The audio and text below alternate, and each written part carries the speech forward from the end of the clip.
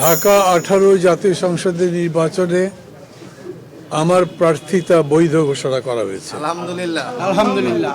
আমি আল্লাহর কাছে হাজার শুকর করি। অনেকটা কষ্টকর পথ পাড়ি দিতে হলো আমার এই জন্যে। আমি এর আগেও আরও 3-4 বার নির্বাচন করেছি, এই রকম কঠিন হতে দেখিনি কোনো পথ। এবং এই কারণেই বিশেষ করে আজকের যে নির্বাচন কমিশন আমাকে বৈধ ঘোষণা করেছে তাদেরকে আন্তরিক ধন্যবাদ দিই। কারণ হচ্ছে নির্বাচন কমিশন যারা যেখানে যতটুকু দায়িত্ব পালন করেন তাদের যথাযথভাবে দায়িত্ব পালন করবার উপরেও একটা গুণমান সম্পন্ন সুষ্ঠু সবার কাছে মোটামুটিভাবে গ্রহণযোগ্য নির্বাচন অনুষ্ঠান সম্ভব।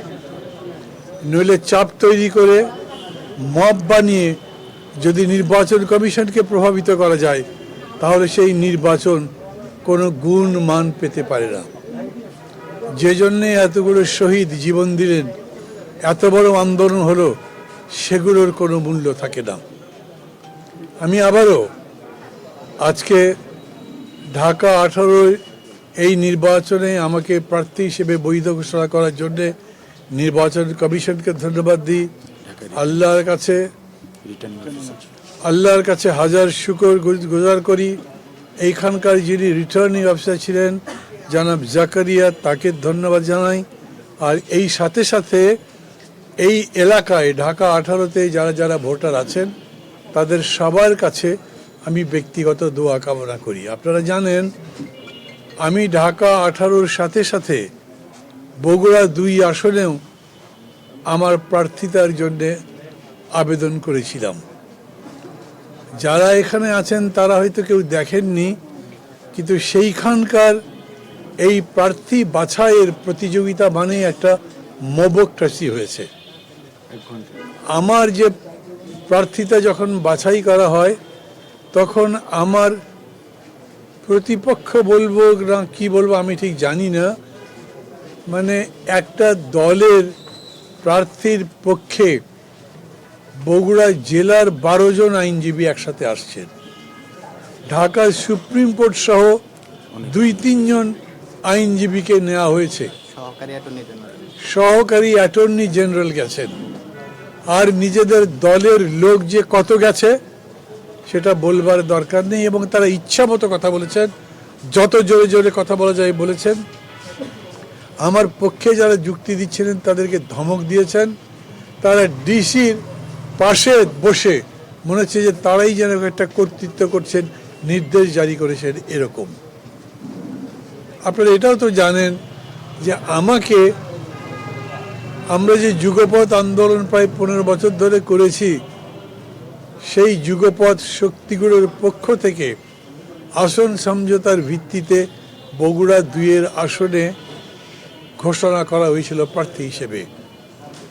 অথচ সেইখানেই আবার বিএনপির পক্ষ থেকে আরেকজন প্রার্থীকে তাদের দলের তাকে একটা চিঠি দেওয়া হয়েছিল বৈধ প্রার্থী হিসেবে।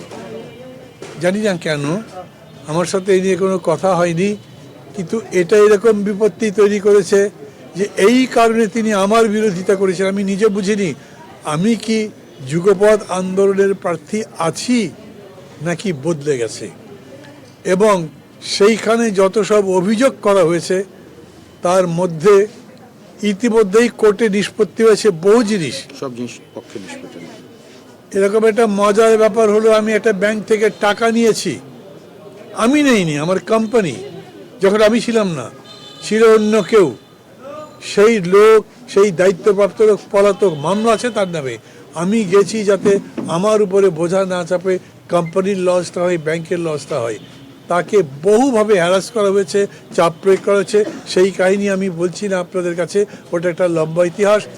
সমস্ত প্রশ্নের জবাব দেওয়া হয়েছে, সেগুলোও তোলা হয়েছে। তারপরে এমন এমন বিষয় তোলা হয়েছে এবং যার ভিত্তিতে বগুড়াতে আমাকে বৈধ প্রার্থী হিসেবে বাতিল করা হয়েছে, সেগুলো খুবই সিলি ট্রিফলিং ব্যাপার, যেগুলো অত বড় ধরবার মতো নয়। কোনো আইনে গ্রাহ্যই হয় না। আইন অনুযায়ী গ্রাহ্য হতে পারে না। আমার সঙ্গে আমার আইনজীবী আছেন, যিনি সুপ্রিম কোর্ট থেকে সম্পূর্ণ জায়গায় লড়েছেন, মামুন মাহবুব অ্যাডভোকেট, সুপ্রিম কোর্টে প্র্যাকটিস করেন। উনি আজকে এখানে এসছেন। উনি যুক্তি দিয়েছেন এখানে এই জায়গাতে অ্যাকোমোডেশন আছে, প্রার্থীদের বাদ দেওয়া নির্বাচন কমিশনের কাজ নয়। যারা যেখানে কাজ করবে বরঞ্চ তাদেরকে অ্যাকোমোডেট করা, তাদেরকে বৈধ করে নেওয়া, তার সুযোগ দেওয়া, সেটাই কাজ। যে জন্যে এফিডেভিটও যদি ভুল হয়, কোনো একটা তথ্য দিতে ভুল হয়, সেটা অ্যাকোমোডেট করে সংশোধন করে তার নেবার ব্যবস্থা থাকে। কিন্তু কেউ কোনো দলের কোনো অংশ আমি দেখতে পাচ্ছি রীতিমতো তারপরে হস্তক্ষেপ করছে। নির্বাচন কমিশনের উপরে তো বটেই, এমনকি প্রার্থীদের পর্যন্ত ধমক দিয়ে বৈধকে অবৈধ এবং দলের লোকজন নিয়ে এসে তথাকথিত সমর্থক নিয়ে এই সমস্ত কাজকর্ম করেছে। আমি বগুড়ার ব্যাপারে বলেছি যে এতই ঠুনকো যুক্তিতে বলা হয়েছে। এখানে যেগুলো বলা হয়েছে, ধরেন আমি একটা সই করবার সময় ডেটটা ভুল হয়ে গেছে, এটা আমার ভুল, আমি স্বীকার করছি, হতেই পারে, অনেক প্রার্থীর হয়, এরকম আরও দেখেছেন। এই শুধু ভুলের ওপরে আবার প্রার্থীতা বাতিল হবে এরকম তো কোনো কথা নেই। একটা মামলা 1976 সালে হয়েছে, সেই মামলায় আমার সহকারী অভিযুক্তর ফাঁসি হয়েছে, কর্নেল তাহের। এরপরে সেই মামলা রিট্রায়াল হয়েছে। সেই মামলাতে প্রমাণিত হয়েছে যে না, মামলাটা ভুল ছিল এবং তার প্রেক্ষিতে আমাদেরকে দেশপ্রেমিক ঘোষণা করা হয়েছে। তখন কোর্ট নথি চেয়েছে, কোনো নথি কোনো জায়গাতে নাই। এই কারণে আমি সেই মামলার উল্লেখ করিনি, সেটাও একটা কারণ হিসেবে বলা হয়েছে। যদি বলা হতো তো আপনি ওটা লিখে দেন, ওখানে লেখার জায়গা ছিল, লিখে দেওয়া হতো। ইনকাম স্টেটমেন্ট আমি ইনকাম ট্যাক্স রিটার্নই দিয়েছি, আর এক জায়গায় দিনই ভেবেছি দুই জায়গায় লিখবার দরকার নেই। এই কারণে এটা অবৈধ বলে ঘোষণা করা হয়েছে। মানে জোর করে এই কাজগুলো করবার ফলে জি বগুড়াতে আমি জোটের প্রার্থী অবশ্যই কী হবে তাতে আমি জানি না। আমি অ্যাপিল তো নিশ্চয়ই করব এবং আমি এটা বিশ্বাস করি যে এই অ্যাপিলে আমি জিততে পারবো। তারপরে আমরা তো আর জোটের প্রার্থী হিসেবে নমিনেশন পেপার দিই না, আমরা দিয়েছি দলের পক্ষ থেকে। তখন আমি চিন্তা করব ব্যাপারটাকে কি করা যায়। আমার দলের লোক যেমন আমাকে চায়, আমি মনে করি এই জায়গা থেকেও সেরকম রিয়াকশন আমি পেয়েছি। একসাথে দুইজন বলে আমি বুঝতে পারছি।